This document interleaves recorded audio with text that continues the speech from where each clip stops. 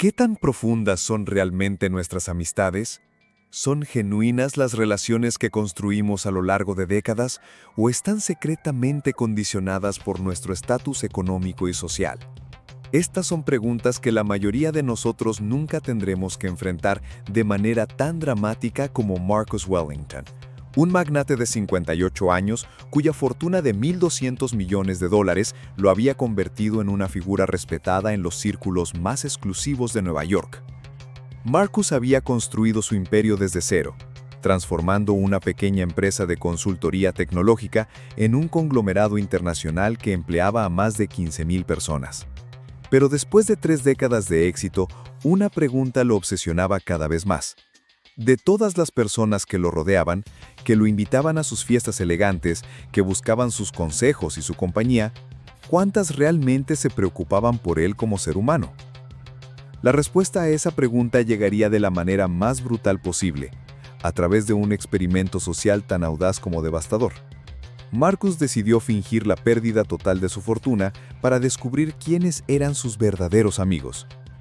Lo que descubrió durante 6 meses de pobreza simulada destrozó sus ilusiones sobre la lealtad humana y cambió para siempre su perspectiva sobre las relaciones, la confianza y el verdadero significado de la amistad.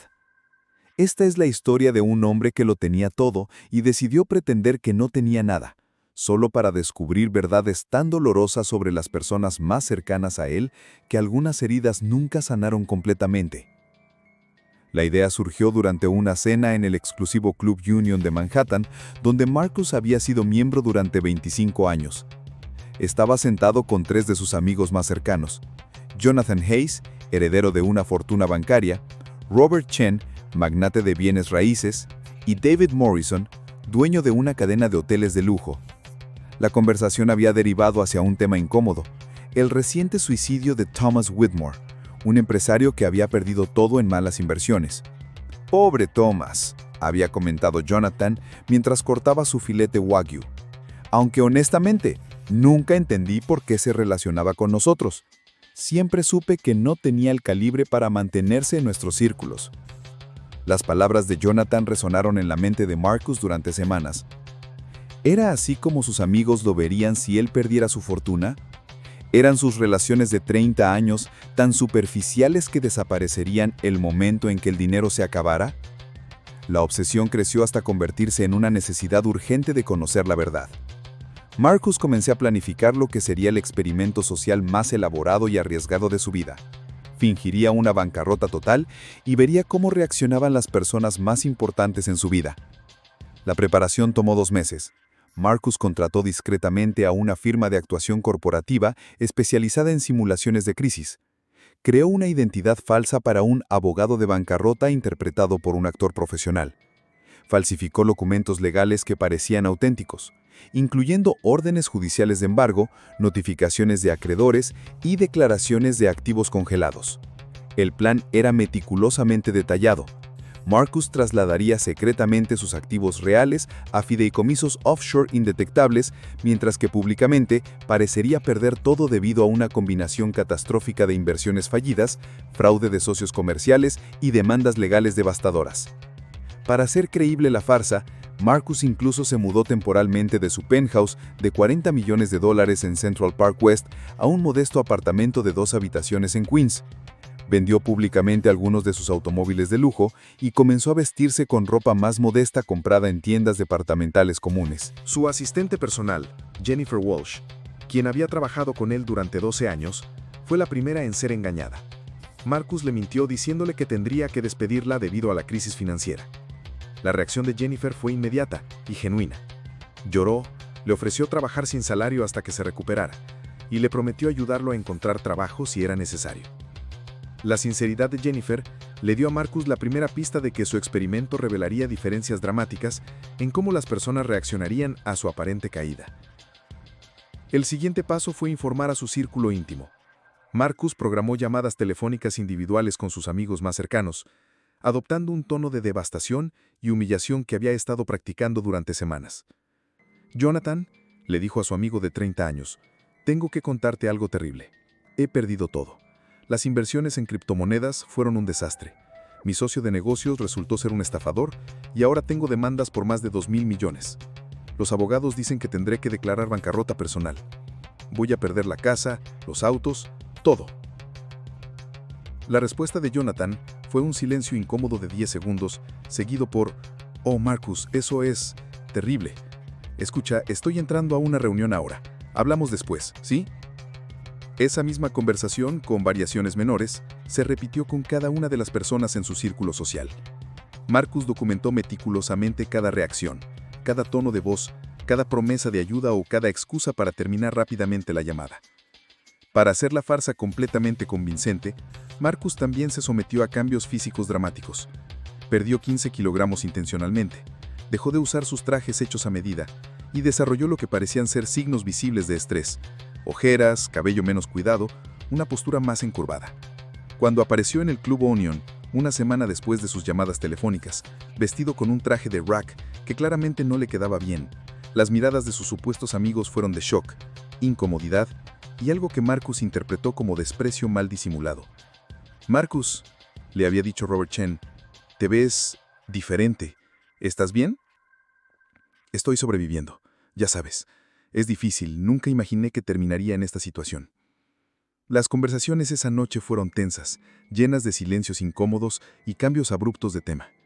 Marcus notó cómo sus amigos evitaban hacer contacto visual directo con él, cómo las invitaciones para futuros eventos se volvían vagas e indefinidas. El experimento había comenzado oficialmente, y las primeras señales no eran prometedoras. Durante las siguientes semanas, Marcus perfeccionó su actuación. Aprendió a caminar con la postura de un hombre derrotado, a hablar con la voz de alguien que había perdido no solo su fortuna, sino también su confianza. Se volvió un método actor, interpretando la versión más vulnerable de sí mismo. Pero lo que no había anticipado era cuán psicológicamente agotador sería mantener esta farsa. Pretender ser pobre cuando eras rico era una cosa. Pretender ser quebrantado cuando eras poderoso era completamente diferente. Cada día del experimento, Marcus sentía como si estuviera perdiendo pedazos de su identidad real. Pero estaba determinado a llegar hasta el final. Necesitaba saber la verdad sobre las personas que había considerado su familia elegida durante décadas, y esa verdad estaba a punto de ser más dolorosa de lo que jamás había imaginado. Las primeras 48 horas después del anuncio de la bancarrota de Marcus fueron como observar el colapso de un ecosistema social en cámara lenta. Las personas que durante décadas habían competido por su atención, súbitamente se volvieron esquivas, ocupadas, difíciles de contactar. La primera deserción llegó de manera tan abrupta que Marcus inicialmente pensó que debía ser un malentendido. Stephanie Rothschild, con quien había mantenido una amistad de 25 años y quien había sido su compañera de cenas elegantes en innumerables eventos sociales, simplemente dejó de responder sus llamadas telefónicas. Marcus había conocido a Stephanie cuando ambos eran jóvenes empresarios emergentes en Manhattan. Habían celebrado juntos sus primeros millones, habían sido padrinos en las bodas del otro, habían consolado mutuamente durante divorcios difíciles. Stephanie había sido una de las primeras personas a quien Marcus había llamado para comunicar su crisis financiera. «Stephanie», le había dicho en el mensaje de voz, «necesito hablar contigo. Estoy pasando por la situación más difícil de mi vida y realmente necesito a mis amigos ahora». Durante una semana completa, Stephanie no devolvió la llamada. Cuando Marcus finalmente logró contactarla a través de su asistente, la conversación fue fría y distante. «Marcus, querido, estoy pasando por un periodo increíblemente ocupado. Tengo la gala benéfica de la Sinfonía, el lanzamiento de la nueva colección de arte de los Morrison, y ya sabes cómo son estas cosas.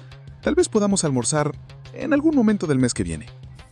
Marcus entendió inmediatamente que «en algún momento del mes que viene» significaba «nunca». La segunda deserción fue aún más brutal en su transparencia. Charles Whitman, con quien Marcus había sido partner en varias inversiones y a quien consideraba uno de sus amigos más cercanos, fue directamente honesto sobre sus nuevas prioridades. «Mira, Marcus, lamento mucho lo que te está pasando. Realmente lo lamento, pero tengo que ser honesto contigo. Mi círculo social está muy centrado en oportunidades de negocios y networking. Ahora que tu situación ha cambiado, probablemente no tenemos tanto en común. No es personal, es solo, práctico». La franqueza de Charles fue como un puñetazo en el estómago, pero Marcus casi la prefirió a la falsedad cortés de Stephanie. Durante la primera semana de su bancarrota, Marcus recibió exactamente 3 llamadas de simpatía genuina de su círculo de 50 supuestos amigos cercanos. Todas las demás personas simplemente desaparecieron de su vida como si hubieran sido fantasmas. Las invitaciones se detuvieron abruptamente. El calendario social de Marcus, que durante años había estado lleno de cenas exclusivas, galas benéficas y reuniones en clubes privados, quedó completamente vacío. Era como si hubiera sido borrado del mapa social de Manhattan. Pero fue en el Club Union donde Marcus experimentó la humillación más profunda. Durante 20 años había cenado allí todos los viernes con el mismo grupo de 8 empresarios. Era una tradición sagrada, un ritual que había continuado incluso durante sus divorcios, crisis de salud familiares y periodos de estrés empresarial intenso. El primer viernes después de su anuncio, Marcus llegó al club a la hora habitual. Encontró a sus amigos sentados en su mesa regular, pero cuando se acercó, la conversación se detuvo abruptamente. Las sonrisas se volvieron forzadas. Los saludos fueron incómodos. «Marcus», le había dicho Jonathan Hayes, evitando contacto visual. «No sabíamos que vendrías esta noche». «Es viernes», había respondido Marcus simplemente. «Siempre cenamos juntos los viernes». El silencio que siguió fue ensordecedor. Finalmente, Robert Chen se aclaró la garganta. «Bueno, la cosa es que hemos estado discutiendo algunas oportunidades de inversión muy delicadas. Información confidencial, ya sabes. Dado tu situación actual, tal vez sería mejor si...» Marcus entendió perfectamente. Su bancarrota fingida lo había convertido en un riesgo de seguridad. Alguien que ya no podía ser confiado con información financiera sensible. «Entiendo», dijo Marcus manteniendo su compostura. «Que tengan una buena cena». Caminó hacia la barra del club donde ordenó un whisky solo y observó desde la distancia cómo sus amigos de 20 años continuaban su cena sin él. La conversación en la mesa se volvió animada nuevamente en cuanto él se alejó, como si su presencia hubiera sido una nube tóxica que finalmente había pasado. Durante las siguientes semanas, Marcus experimentó el aislamiento social más completo de su vida adulta. Las personas que habían competido por invitarlo a sus eventos ahora cruzaban la calle para evitarlo. Los maîtres de restaurantes donde había sido cliente VIP durante décadas súbitamente no tenían mesas disponibles. Incluso su peluquero personal, que lo había atendido durante 15 años, canceló sus citas alegando estar completamente reservado. La velocidad de la deserción fue impresionante. Marcus se dio cuenta de que su estatus social había sido como una casa de cartas. Impresionante mientras se mantenía en pie, pero capaz de colapsar completamente en cuestión de días cuando se removía el soporte fundamental. Pero lo que más lo hirió no fue el rechazo abierto, sino la forma en que algunas personas trataron de mantener una fachada de amistad mientras lo excluían sistemáticamente. Recibía invitaciones para almorzar que se cancelaban por emergencias de último minuto. Le prometían llamadas que nunca llegaban. Lo incluían en conversaciones grupales por WhatsApp que súbitamente se volvían silenciosas cuando él participaba. Era una forma sofisticada de ostracismo social, ejecutada por personas que habían perfeccionado el arte de la exclusión cortés durante décadas en los círculos de élite de Nueva York. Marcus comenzó a documentar meticulosamente cada interacción, cada rechazo, cada humillación. Tenía una libreta donde anotaba no solo lo que las personas le decían, sino cómo lo decían, qué expresiones faciales usaban y cuánto tiempo tardaban en encontrar excusas para terminar las conversaciones. Los datos eran devastadores. De 50 personas que él había considerado amigos cercanos, 42 lo habían abandonado completamente en menos de 2 semanas. 6 mantenían contacto mínimo, pero claramente incómodo. Solo 2 habían ofrecido ayuda genuina. ¿Qué piensan ustedes sobre estas primeras reacciones? ¿Es comprensible que las personas se alejen cuando un amigo pierde su estatus social y económico? ¿O revelan estas deserciones algo más profundo sobre la naturaleza de las amistades en los círculos de alta sociedad? Nos encantaría conocer sus opiniones en los comentarios sobre este comportamiento tan revelador. La tercera semana del experimento trajo consigo las revelaciones más devastadoras sobre personas en quienes Marcus había confiado, no solo como amigos, sino como familia elegida. Descubrimientos que no solo cuestionaron décadas de relaciones, sino que lo obligaron a reexaminar fundamentalmente su capacidad de juzgar el carácter humano. La traición más dolorosa llegó de una fuente completamente inesperada. Su exesposa Patricia, con quien había mantenido una relación cordial durante los 10 años posteriores a su divorcio. Patricia había recibido un acuerdo de divorcio de $50 millones, pero más allá del dinero, Marcus había creído genuinamente que existía un cariño mutuo residual entre ellos. Durante su matrimonio de 12 años, Patricia había sido su confidente más cercana, su consejera en decisiones empresariales importantes y la única persona que había conocido sus inseguridades más profundas. Incluso después del divorcio, mantenían comunicación regular, celebraban juntos los cumpleaños de sus 2 hijos adoptivos y Patricia frecuentemente buscaba su consejo para sus propias inversiones. Cuando Marcus la llamó para contarle sobre su crisis financiera, esperaba comprensión, tal vez incluso apoyo emocional. Lo que recibió fue algo completamente diferente. Marcus, le había dicho Patricia con una frialdad que él no había escuchado ni durante los peores momentos de su divorcio, necesito que seas completamente honesto conmigo sobre tu situación financiera real. Específicamente, necesito saber si esto afectará los pagos de pensión alimenticia y el fondo fiduciario de los niños. Marcus había quedado en silencio, procesando que la primera preocupación de Patricia no era su bienestar emocional, sino la seguridad de sus propios activos financieros. Los pagos están garantizados por el fideicomiso, había respondido Marcus. No puedes perder eso incluso si yo pierdo todo lo demás. Bien, había dicho Patricia, porque tengo que decirte que he consultado con mis abogados y si hay alguna indicación de que estás ocultando activos o manipulando tus finanzas para evitar tus obligaciones, tomaré acción legal inmediatamente. La conversación había terminado abruptamente después de eso. Patricia no había preguntado cómo se sentía Marcus, si necesitaba apoyo emocional o incluso si había algo que ella pudiera hacer para ayudarlo durante la crisis. Su única preocupación había sido proteger su propio flujo de ingresos. Pero la revelación más impactante sobre Patricia llegó una semana después, cuando Marcus se enteró a través de un conocido mutuo que su exesposa había estado contándole a su círculo social que siempre había sabido que Marcus era irresponsable financieramente y que no estaba sorprendida de que finalmente hubiera perdido todo. Estas declaraciones eran particularmente hirientes porque Patricia sabía mejor que nadie que Marcus había sido extraordinariamente conservador en sus inversiones principales, manteniendo siempre diversificación y reservas de efectivo sustanciales. Durante su matrimonio, había sido Patricia quien lo había presionado para hacer inversiones más arriesgadas y gastos más extravagantes. La segunda traición devastadora llegó de su socio de negocios más antiguo, Michael Rodriguez, con quien había construido 3 empresas exitosas durante 20 años. Michael no solo había sido su socio comercial, había sido el padrino en su segunda boda, el hombre a quien Marcus había confiado las decisiones más importantes de su carrera.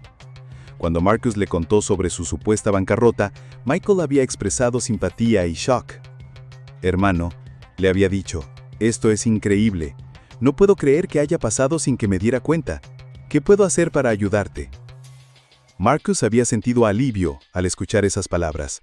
Finalmente, alguien en quien realmente confiaba había ofrecido apoyo genuino. Pero 3 días después, Marcus recibió una llamada de su abogado personal, quien no estaba al tanto del experimento, informándole que Michael había iniciado procedimientos legales para disolver inmediatamente todas sus asociaciones empresariales conjuntas. Michael está alegando que tu bancarrota constituye un incumplimiento de contrato, le había explicado el abogado. Está pidiendo control total de Wellington Rodriguez Enterprises y está bloqueando tu acceso a todas las cuentas corporativas. Además, está demandando por daños, alegando que tu irresponsabilidad financiera ha puesto en riesgo los intereses de la empresa. Marcus se quedó sin palabras. Michael no solo lo estaba abandonando en su momento de mayor vulnerabilidad aparente, sino que estaba aprovechándose activamente de la situación para tomar control de activos que legalmente les pertenecían por igual. La traición se volvió aún más profunda cuando Marcus se enteró, a través de fuentes dentro de la industria, que Michael había estado circulando rumores sobre su inestabilidad mental y decisiones empresariales erráticas para justificar su golpe corporativo. Michael está contándole a todos que había notado signos de deterioro en tu juicio durante meses. Dice que tu bancarrota confirma que tomaste decisiones irracionales que él había estado tratando de prevenir. Estas alegaciones eran particularmente crueles porque Marcus sabía que Michael conocía la verdad, que todas las decisiones empresariales importantes habían sido tomadas conjuntamente y que de hecho había sido Michael quien había presionado para algunas de las inversiones más arriesgadas de la compañía.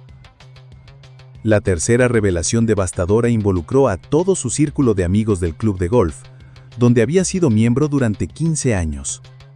Marcus se enteró de que estos hombres, con quienes jugaba golf todos los sábados y con quienes había compartido vacaciones familiares, habían estado teniendo reuniones privadas para evaluar la situación de Marcus.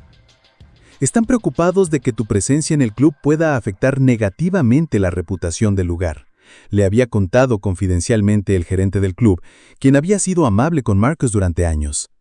Algunos miembros están sugiriendo que tal vez sería mejor si tomaras una pausa temporal de tus actividades en el club hasta que tu situación se estabilice. En otras palabras, sus amigos del club de golf estaban tratando de expulsarlo discretamente para evitar la contaminación social de asociarse con alguien que había perdido su fortuna.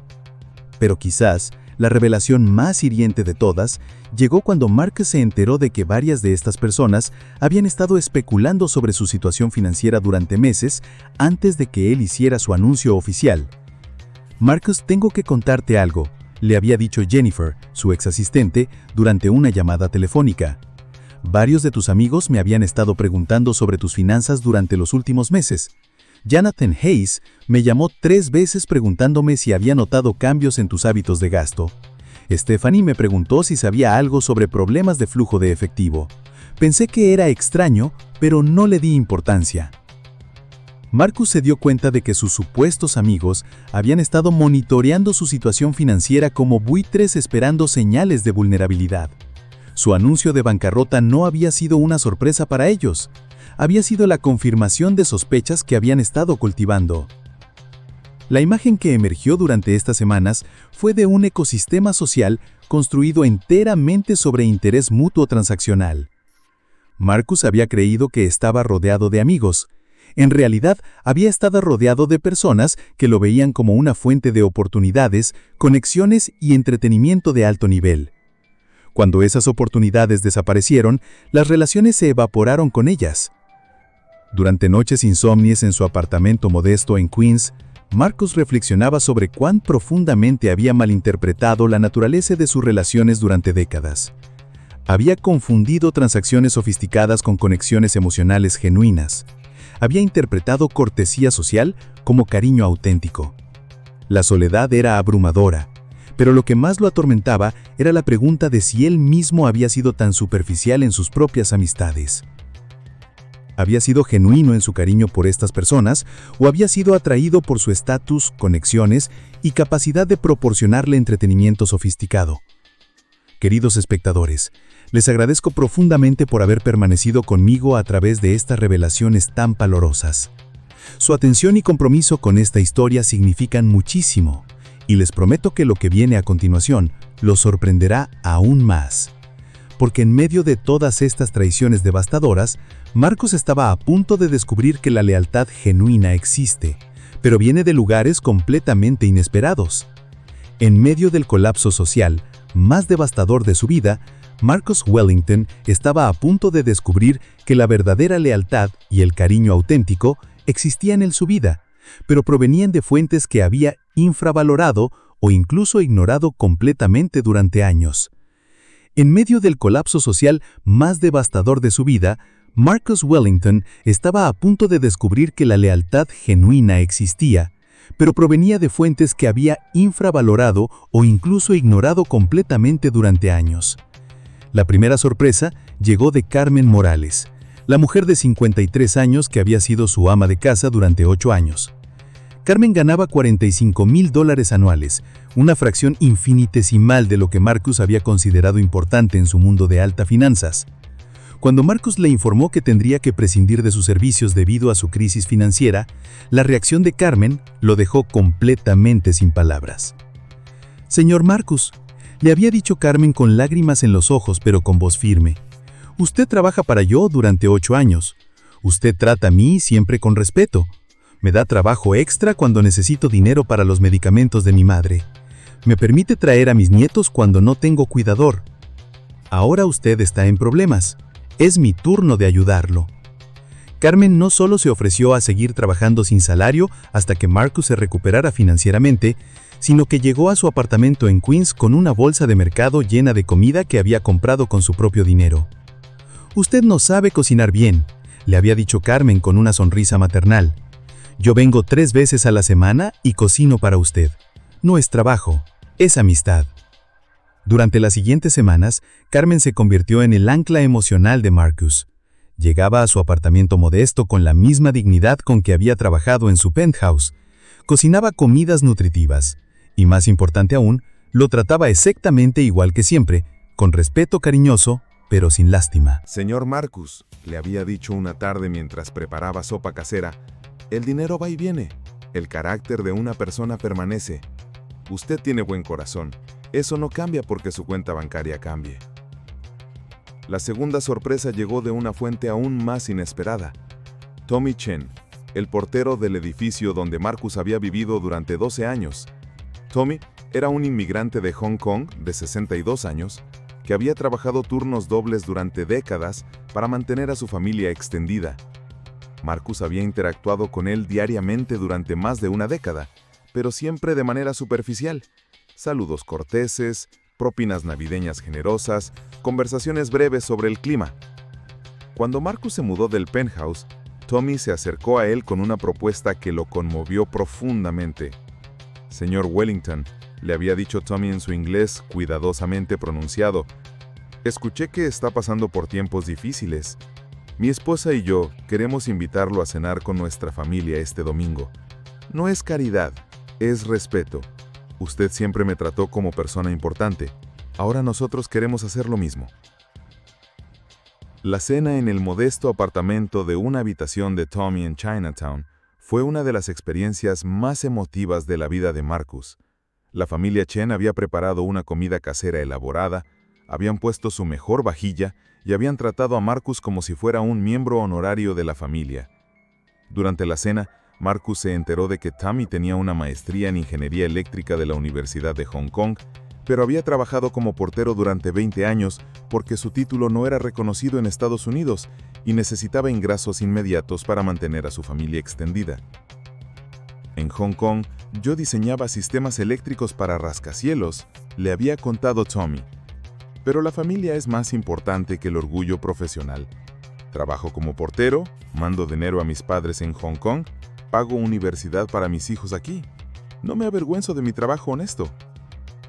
La dignidad tranquila de Tommy, su satisfacción con una vida construida sobre sacrificio familiar y trabajo honrado, contrastaba dramáticamente con la obsesión por el estatus que Marcus había observado en su círculo social anterior. La tercera sorpresa llegó de Jennifer Walsh, su ex asistente personal, quien había sido despedida como parte de la farsa.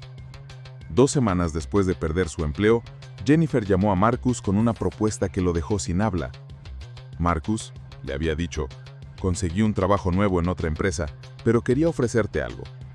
Tengo algunos ahorros, no mucho, pero suficiente para ayudarte a comenzar un pequeño negocio de consultoría. Podríamos trabajar desde un espacio compartido. Yo manejaría la administración, tú usarías tu experiencia para asesorar a pequeñas empresas. No sería mucho dinero al principio, pero sería un comienzo». Marcus había estado tan conmovido que apenas pudo responder. Jennifer, quien ganaba $60,000 anuales, estaba ofreciendo sus propios ahorros para ayudar a su ex jefe multimillonario a reinventarse profesionalmente. «Jennifer», le había dicho Marcus, «no puedo aceptar tu dinero. Has trabajado demasiado duro por esos ahorros». «Marcus», había respondido Jennifer, «durante 12 años me trataste como una profesional respetada, no como una empleada. Me diste oportunidades de crecimiento. Me apoyaste cuando mi madre estuvo enferma. Celebraste mis éxitos como si fueran tuyos. Eso vale mucho más que el dinero. Ahora es mi turno de apoyarte». Pero la sorpresa más profunda llegó de alguien que Marcus había conocido durante años, pero nunca había considerado realmente: Frank Martínez, el mecánico que había mantenido sus automóviles de lujo durante 6 años. Frank se había enterado de la situación de Marcus a través de Carmen, quien resultó ser su prima, y apareció en el apartamento de Marcus un sábado por la mañana con una propuesta completamente inesperada. «Señor Wellington, le había dicho Frank, sé que usted sabe mucho sobre negocios. Yo sé mucho sobre automóviles. He estado ahorrando para abrir mi propio taller durante 10 años. Tengo suficiente para el equipamiento básico, pero necesito ayuda con la parte de negocios, planes financieros, marketing, administración. ¿Quiere ser mi socio? 50 y 50. Marcus había estado atónito. Frank, quien ganaba aproximadamente $50,000 al año, le estaba ofreciendo una sociedad igualitaria en su sueño de toda la vida. Frank, le había dicho Marcus, yo no tengo dinero para invertir ahora.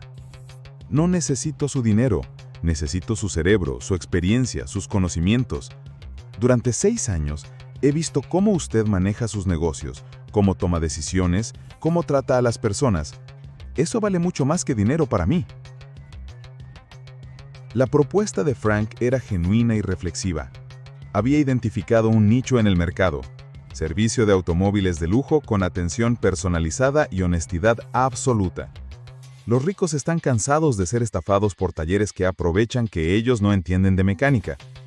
Nosotros podemos crear un negocio basado en confianza total. Durante las siguientes semanas, Marcus trabajó con Frank desarrollando un plan de negocios para Martinez Wellington Automotive Services.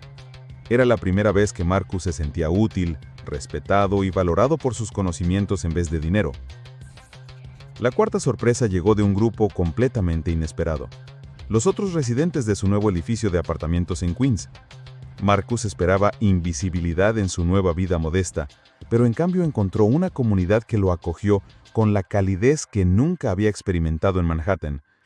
Mrs. Rodríguez, la anciana puertorriqueña del apartamento de al lado, le llevaba café cubano todas las mañanas y se sentaba con él en la escalera de incendios para contarle historias de su juventud en San Juan. «Mijo», le había dicho, «he vivido aquí 40 años. He visto gente rica volverse pobre, gente pobre volverse rica. Lo que importa no es lo que tienes, sino quién eres cuando nadie está mirando». David Kim, el estudiante de doctorado en matemáticas del piso de abajo, comenzó a invitar a Marcus a jugar ajedrez los domingos por la tarde. Durante estas partidas, Marcus descubrió que David tenía ideas brillantes sobre algoritmos financieros que podrían revolucionar el trading de alta frecuencia. «En mi círculo anterior», reflexionaba Marcus, «todos hablaban de dinero, pero pocos tenían ideas realmente innovadoras.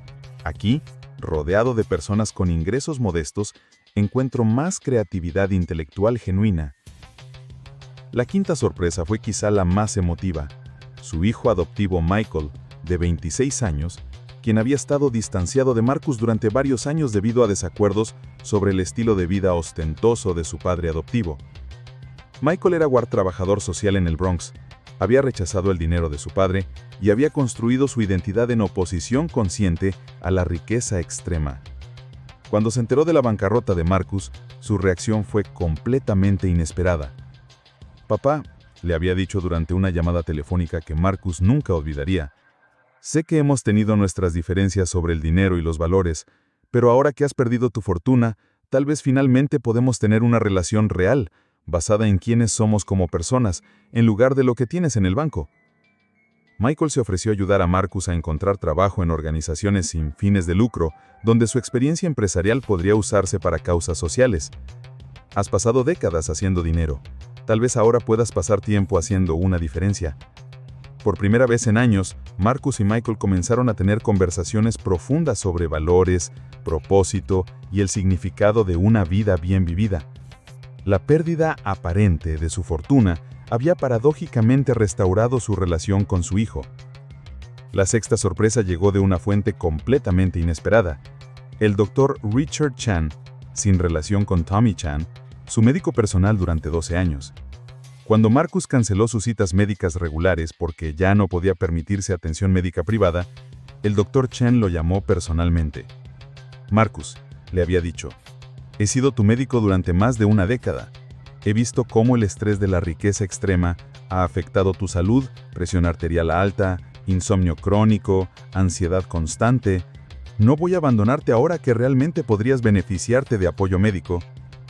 El Dr. Chen ofreció continuar atendiéndolo sin costo y, más aún, se ofreció como consejero personal durante la transición. La pérdida de identidad financiera es un trauma psicológico real. necesitas apoyo profesional para navegar este cambio, no solo médico, sino también emocional. Estas revelaciones habían cambiado fundamentalmente la perspectiva de Marcus sobre las relaciones humanas, la lealtad y el valor. Se dio cuenta de que durante décadas había estado buscando autenticidad en el lugar equivocado. La había estado buscando entre personas cuyas vidas giraban alrededor de la acumulación y exhibición de riqueza, cuando en realidad existía entre personas cuyas vidas se centraban en relaciones, familia, comunidad y trabajo significativo. He descubierto, reflexionaba Marcus en su diario durante este periodo, que las personas que tienen menos dinero frecuentemente tienen más capacidad para la generosidad genuina, no porque romanticemos la pobreza, sino porque cuando tus recursos son limitados, cada acto de generosidad representa un sacrificio real. Carmen, Tommy, Frank, Jennifer, sus nuevos vecinos, Michael, el Dr. Chen, todas estas personas habían demostrado formas de lealtad y cariño que Marcus nunca había experimentado en sus círculos de élite. No era lealtad basada en intercambio transaccional, sino cariño auténtico basado en respeto mutuo, valores compartidos y reconocimiento de la dignidad humana fundamental. Pero Marcus también se dio cuenta de algo más profundo. Estas personas lo habían visto como ser humano completo, incluso cuando él tenía riqueza extrema. El problema no había sido que se volvieran diferentes cuando él perdió su dinero. El problema había sido que él nunca se había dado cuenta de cuán auténticas habían sido siempre sus relaciones con él. Después de 6 meses de vivir como un hombre financieramente arruinado, Marcus Wellington tomó la decisión más difícil del experimento. Era hora de revelar la verdad. Lo que no había anticipado era que confesar su engaño sería tan devastador emocionalmente como había sido descubrir las traiciones de sus supuestos amigos. La primera persona a quien decidió contarle la verdad fue Carmen. En su apartamento modesto de Queens, mientras ella preparaba el almuerzo dominical que habían compartido durante los últimos 4 meses, Marcus reunió el coraje para confesar. «Carmen», comenzó con voz temblorosa, «tengo que contarte algo que va a cambiar todo lo que piensas sobre mí». Carmen dejó de cocinar y se sentó frente a él con la atención materna que había caracterizado su cuidado durante los meses más difíciles del experimento. «Durante estos 6 meses, cuando te dije que había perdido todo mi dinero, mentí. Nunca perdí mi fortuna. Fingí la bancarrota para probar a mis amigos, para ver quién realmente se preocupaba por mí como persona». El silencio que siguió fue ensordecedor. Carmen lo miró fijamente durante varios segundos, procesando la magnitud de lo que Marcus acababa de confesar. «Me está diciendo», dijo Carmen lentamente, «que durante 6 meses me permitió cocinar para usted con mi propio dinero, preocuparme por su bienestar, orar por su recuperación, todo mientras usted sabía que era una mentira». Las lágrimas comenzaron a formarse en los ojos de Marcus. «Carmen, lo que descubrí sobre ti, sobre tu lealtad, sobre tu carácter, es real. Mi cariño por ti es genuino». «Pero su honestidad conmigo no era genuina», respondió Carmen, levantándose de la mesa. «Señor Marcus, durante 8 años trabajé para usted, con respeto total. Nunca le mentí, nunca le robé un centavo, nunca hablé mal de usted con otros empleados, y usted me pagó con engaño». Carmen salió del apartamento sin decir otra palabra. Fue la última vez que Marcus la vio. La segunda confesión fue igualmente devastadora. Tommy Chen, quien había invitado a Marcus a docenas de cenas familiares y lo había tratado como un miembro honorario de su familia, reaccionó con una dignidad tranquila que fue más hiriente que cualquier explosión de ira. «Señor Wellington», le dijo Tommy, después de escuchar la confesión completa, «entiendo que usted quería probar a sus amigos ricos, pero para hacer eso nos convirtió a nosotros, la gente trabajadora, en actores involuntarios en su experimento. Usó nuestro cariño genuino como herramienta para juzgar a otras personas». Tommy hizo una pausa, eligiendo sus palabras cuidadosamente. «Mi familia lo trató como hermano porque creíamos que estaba sufriendo. Abrimos nuestro hogar, compartimos nuestros recursos limitados, Incluimos a usted en nuestras oraciones familiares, no porque usted fuera rico o pobre, sino porque pensábamos que necesitaba apoyo humano. Tommy, comenzó Marcus, lo que aprendí sobre ti y tu familia, lo que usted aprendió, interrumpió Tommy gentilmente, podría haberlo aprendido simplemente siendo honesto y respetuoso durante los 12 años que vivió en mi edificio. No necesitaba mentiras elaboradas, solo necesitaba vernos como seres humanos completos en lugar de empleados invisibles. La confesión a Jennifer fue igualmente dolorosa, pero de una manera diferente. Jennifer había ofrecido sus ahorros personales para ayudar a Marcus a comenzar un nuevo negocio. Había trabajado sin salario durante semanas para desarrollar planes empresariales.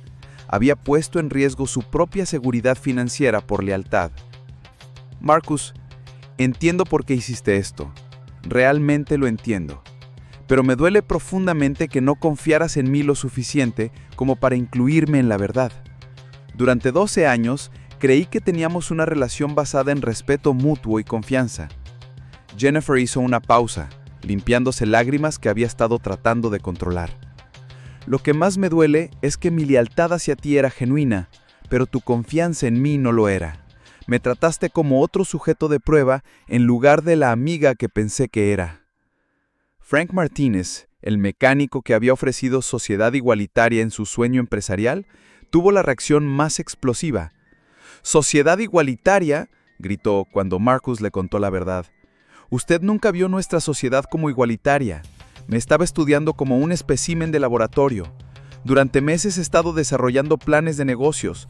He invertido mis propios ahorros en equipamiento. He hablado con mi familia sobre nuestro futuro juntos y todo era una mentira de su parte». Frank había construido esperanzas reales sobre su asociación con Marcus. Había visto en ella no solo una oportunidad de negocio, sino una validación de que su conocimiento y experiencia eran valorados por alguien a quien respetaba profundamente. «Señor Wellington», le dijo Frank antes de irse, «usted quería probar quién era real y quién era falso, pero resulta que la persona más falsa en todo este experimento era usted». La confesión más devastadora fue con su hijo Michael.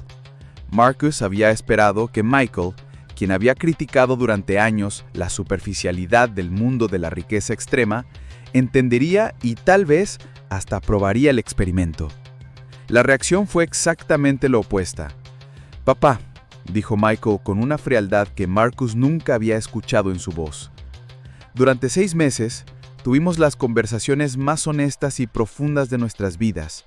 Hablamos de valores, sobre propósito, sobre lo que realmente importa. Creí que finalmente estabas aprendiendo las lecciones que había estado tratando de enseñarte durante años».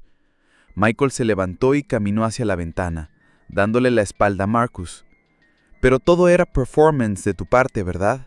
Estabas interpretando el papel del hombre humilde que había aprendido lecciones sobre la vida, pero por dentro seguía siendo la misma persona que cree que puede manipular situaciones y personas para obtener la información que quiere». «Michael», dijo Marcus desesperadamente, «las conversaciones fueron reales para mí. Los sentimientos fueron genuinos». «Pero la premisa era falsa», respondió Michael, sin voltear. «No puedes construir autenticidad sobre una base de engaño. No funciona así». Michael hizo una pausa larga antes de continuar.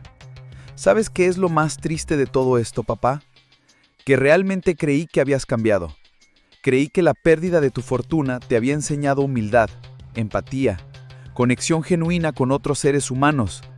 Pero resulta que todo era solo otro experimento empresarial para ti. Las consecuencias del experimento se extendieron más allá de las relaciones personales.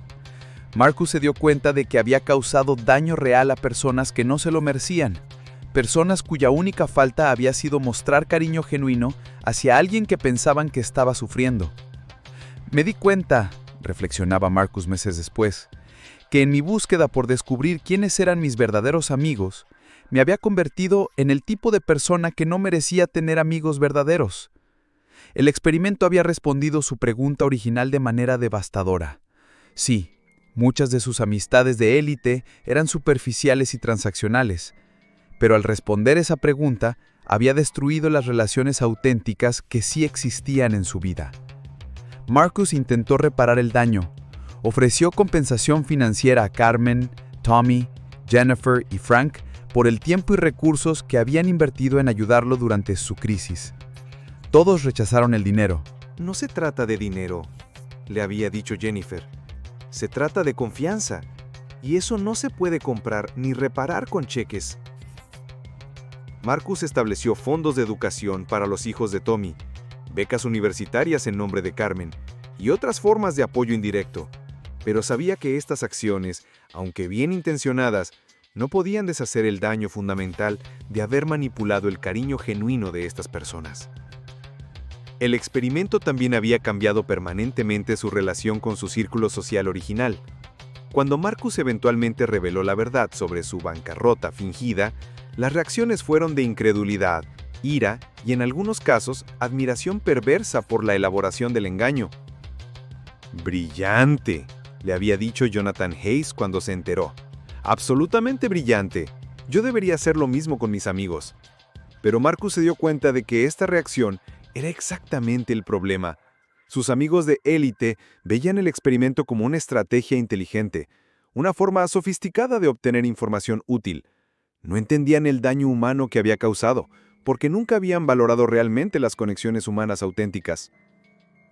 Algunos de sus amigos originales trataron de reconciliarse con él después de la revelación, ofreciendo excusas para su comportamiento durante la crisis. «Pensé que querrías espacio para resolver tus problemas. No sabía cómo ayudar. Estaba esperando el momento correcto para ofrecerte apoyo». Pero Marcus había aprendido a reconocer la diferencia entre explicaciones genuinas y racionalizaciones convenientes. Las excusas sonaban huecas comparadas con la lealtad inmediata e incondicional que había recibido de Carmen, Tommy, Jennifer y Frank. El experimento había logrado su objetivo original. Marcus sabía exactamente quiénes eran sus verdaderos amigos, pero el costo había sido perder precisamente a esas personas por el método que había usado para identificarlas. 6 meses después de revelar la verdad, Marcus se encontró en una posición paradójica. Era más rico que nunca financieramente, pero más pobre que nunca en términos de relaciones humanas auténticas. Había ganado conocimiento, pero perdido confianza. Había obtenido respuestas, pero destruido las relaciones que hacían que las respuestas importaran. «El experimento fue un éxito completo», escribía Marcus en su diario, «y el fracaso más devastador de mi vida».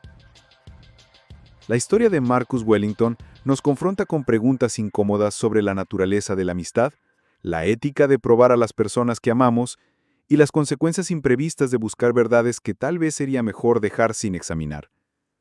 ¿Tenía Marcus el derecho de poner a prueba a sus amigos de esta manera? ¿Son comprensibles las reacciones de las personas que lo abandonaron durante su aparente crisis financiera?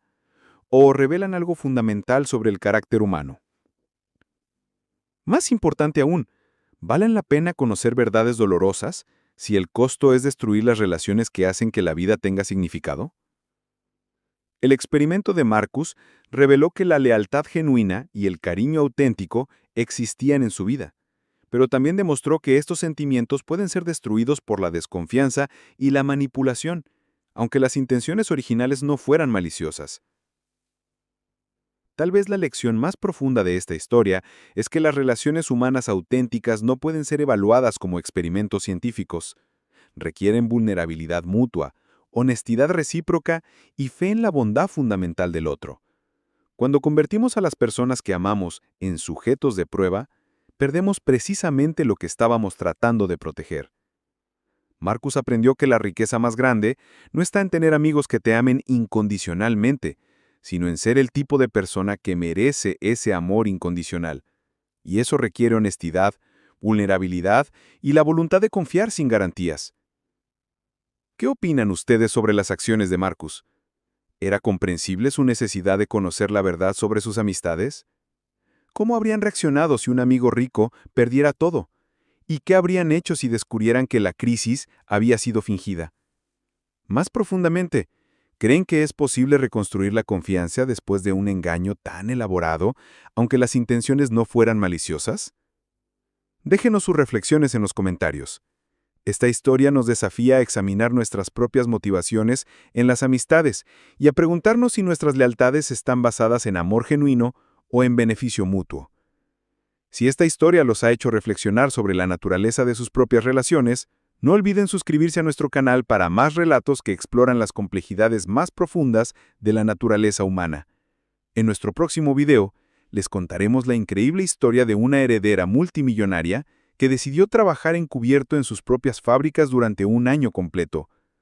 Lo que descubrió sobre las condiciones laborales y la cultura corporativa la obligó a reestructurar completamente su imperio familiar y enfrentar verdades devastadoras sobre el costo humano de su riqueza.